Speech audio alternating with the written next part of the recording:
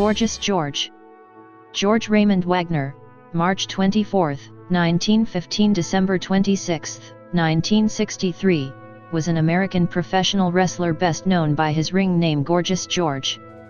In the United States, during the first golden age of professional wrestling in the 1940s-1950s, Gorgeous George became one of the biggest stars of the sport, gaining media attention for his outrageous character, which was described as flamboyant and charismatic.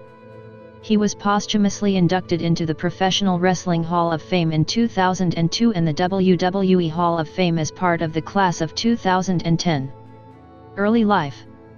Wagner, of German-American heritage, was born March 24, 1915 in Butte, Nebraska. For a time, his family lived on a farm near the village of Phoenix in Holt County and probably in Seward County before they moved to Waterloo, Iowa, and later Sioux City. When he was 7 years old, Wagner's family moved to Houston, Texas, where he associated with kids from a tough neighborhood. As a child, he trained at the local YMCA and often staged matches against his friends.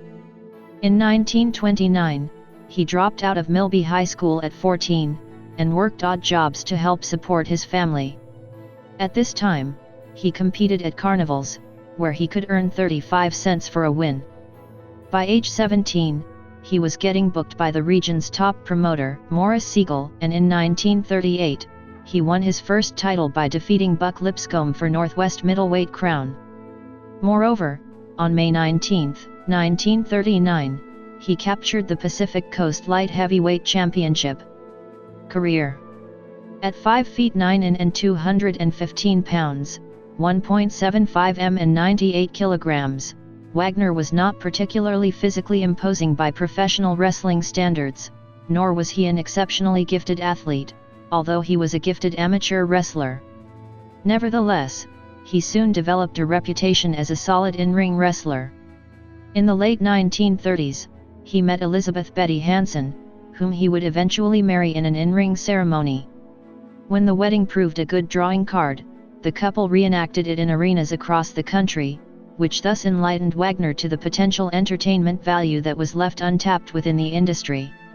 Around this same time, Vanity Fair magazine published a feature article about a professional wrestler named Lord Patrick Lansdowne, who entered the ring accompanied by 2 valets while wearing a velvet robe and doublet. Wagner was impressed with the bravado of such a character, but he believed that he could take it to a much greater extreme. What he needed was a new professional persona. Later, in Portland, Oregon, Betty, George's wife, told Dean Higginbotham, the nephew of Betty's sister, Evangeline Eva, how Wagner gained the name Gorgeous George. In the early 1940s, George had a wrestling match at the Portland, Oregon Armory.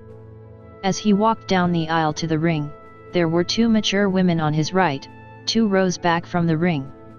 One of the women loudly exclaimed, "Oh, isn't he gorgeous?" That word gorgeous struck George and he immediately felt he had found his new professional persona. He would be Gorgeous George. As Elsie Hansen, Betty's mother, was a skilled seamstress, George asked her to make him some resplendent capes that would accentuate his new persona. Wagner wore those capes in all his future matches. Subsequently, Wagner debuted his new glamour boy image on a 1941 card in Eugene, Oregon, and he quickly antagonized the fans with his exaggerated effeminate behavior when the ring announcer introduced him as Gorgeous George. Such showmanship was unheard of for the time, and consequently, arena crowds grew in size as fans turned out to ridicule Wagner, who relished the sudden attention. Gorgeous George was soon recruited to Los Angeles by promoter Johnny Doyle. Known as the Human Orchid, his persona was created in part by growing his hair long, dyeing it platinum blonde, and putting gold-plated bobby pins in it, which he called Georgie pins and distributed to the audience. Furthermore, he transformed his ring entrance into a bona fide spectacle that would often take up more time than his actual matches. He strolled nobly to the ring to the sounds of Pomp and Circumstance, followed by his valet and a purple spotlight. Wearing an elegant robe sporting an array of sequins, Gorgeous George was always escorted down a personal red carpet by his ring valet Jeffries, who would carry a silver mirror while spreading rose petals at his feet. While Wagner removed his robe, Jeffries would spray the ring with disinfectant, ostensibly Chanel No. 5 perfume, which Wagner referred to as Chanel No. 10, "Why be half safe," he was famous for saying, before he would start wrestling. Moreover, George required that his valets spray the referee's hands before the official was allowed to check him for any illegal objects, which thus prompted his now famous outcry, "Get your filthy hands off me." Once the match finally began, he would cheat in every way he could. Gorgeous George was the industry's first true cowardly villain, and he would cheat at every opportunity, which infuriated the crowd. His credo was "Win if you can, lose if you must, but always cheat." This flamboyant image and his showman's ability to work a crowd were so successful in the early days of television that he became the most famous wrestler of his time, drawing furious heel heat wherever he appeared. It was with the advent of television, however, that Wagner's on-ring character exploded into the biggest drawing card the industry had ever known. With the networks looking for cheap, effective programming to fill its time slots, pro wrestling's glorified action became a genuine hit with the viewing public, as it was the first program of any kind to draw a real profit. Consequently, it was Gorgeous George who brought the sport into the nation's living rooms, as his histrionics and melodramatic behavior made him a larger-than-life figure in American pop culture. His first television appearance took place on November 11, 1947, an event that was recently named among the top 100 televised acts of the 20th century by Entertainment Weekly, and he immediately became a national celebrity at the same level of Lucille Ball and Bob Hope, who personally donated hundreds of chic robes for George's collection, while changing the course of the industry forever. No longer was pro wrestling simply about the in-ring action, but Wagner had created a new sense of theatrics and character performance that had not previously existed. Moreover, in a very real sense, it was Gorgeous George who single-handedly established television as a viable entertainment medium that could potentially reach millions of homes across the country. It is said that George was probably responsible for selling as many television receivers as Milton Berle. In addition to his grandiose theatrics, Gorgeous George was an accomplished wrestler. While many may have considered him a mere gimmick wrestler, he was actually a very competent freestyle wrestler, having started learning the sport in amateur wrestling as a teenager, and he could handle himself quite well if it came to a legitimate contest. The Great Luthus, who would take the AWA title away from Wagner, and who was one of the best legit wrestlers ever in professional wrestling, displayed some disdain for the gimmick wrestlers. Nevertheless, he admitted that Wagner could wrestle pretty well, but added that he could never draw a fan until he became Gorgeous George. On March 26, 1947, Wagner defeated Enrique Torres to capture the Los Angeles Heavyweight Championship. Then on February 22, 1949, he was booked as the feature attraction at New York City's Madison Square Garden in what would be pro wrestling's first return to the building in 12 years.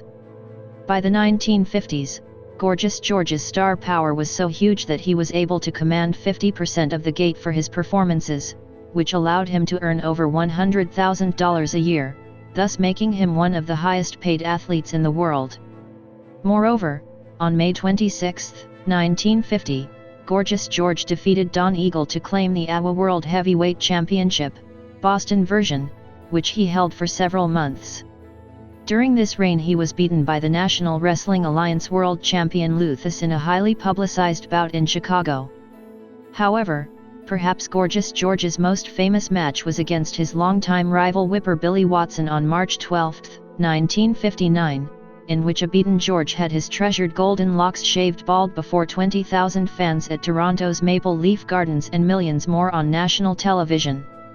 In one of his final matches, Gorgeous George later faced off against, and lost to, an up-and-coming Bruno Sammartino, though he would lose his precious hair again when he was defeated by the Destroyer in a hair versus mask match at the Olympic Auditorium on November 7, 1962.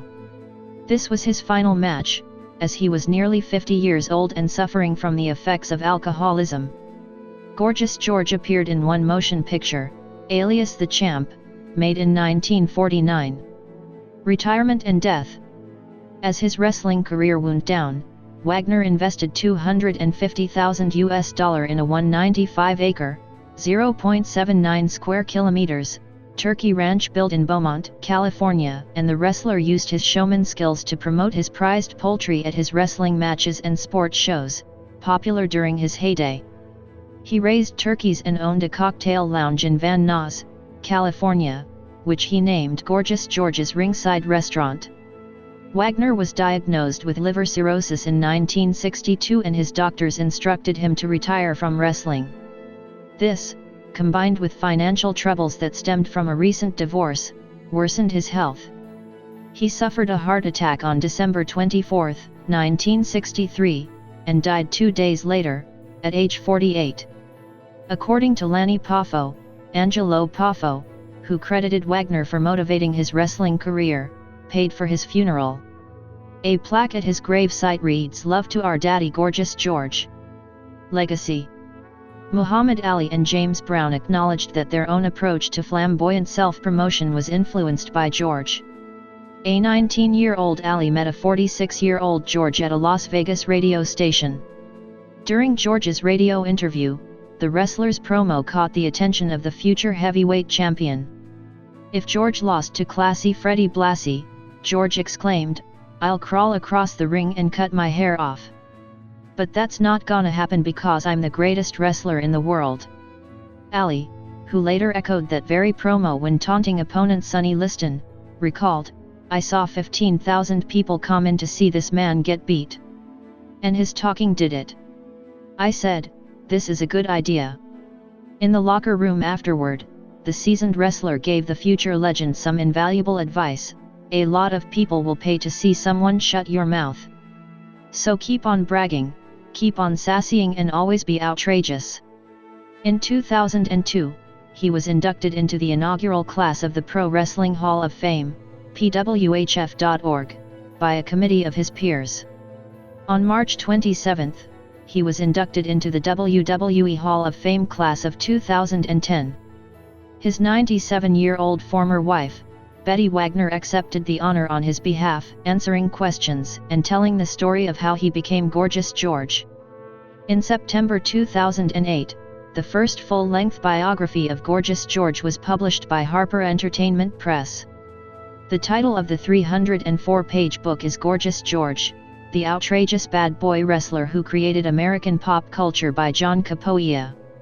In the 2005 book I Feel Good, a memoir in a life of soul, James Brown said he used many of Gorgeous George's antics to create the James Brown you see on stage. Bob Dylan said meeting George changed his life. In Dylan's book The Chronicles, Volume 1, Dylan recounts a story of meeting Gorgeous George in person. He wrote, "He winked and seemed to mouth the phrase, 'You're making it come alive.' I never forgot it. It was all the recognition and encouragement I would need for years." The 1951 Warner Brothers Merry Melodies cartoon Bunny Hugged featured the one-shot character Ravishing Ronald, modeled after Gorgeous George.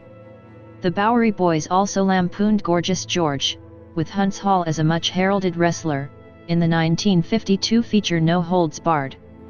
Musical performers such as Liberace, Little Richard, Elton John, Prince, and Morris Day show signs of the George meme. His theme tune Pomp and Circumstance was later also used as a theme tune by Randy Savage in the WWF 1985-1994, a classical arrangement, and WCW 1994-1997, a rock guitar arrangement. Others in professional wrestling who have used the name Gorgeous George include Stephanie Bellers, Gorgeous George III and George Gillette, manager of Kendo Nagasaki. The 1978 motion picture The One and Only starring Henry Winkler was loosely based on his career. Personal life. Wagner was married twice. First to Betty Hansen, 1913-2011, whom he married in 1939 in Eugene, Oregon inside a wrestling ring. They adopted 2 children. In 1951, after divorcing Betty, he married Cherie Dupre, 1927-2000.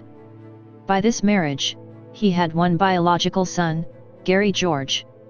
His son had one daughter, Amanda George, who gave birth to 3 daughters, Wagner's only biological great-granddaughters. Cherie filed for divorce from George in April 1962. George also had a son whom he named Gorgeous George in 1946 by an extramarital relationship. His grandnephew Robert Kellum later wrestled as Gorgeous George III in the United States Wrestling Association. George's first wife Betty died on June 3, 2011 at the age of 98. Championships and accomplishments.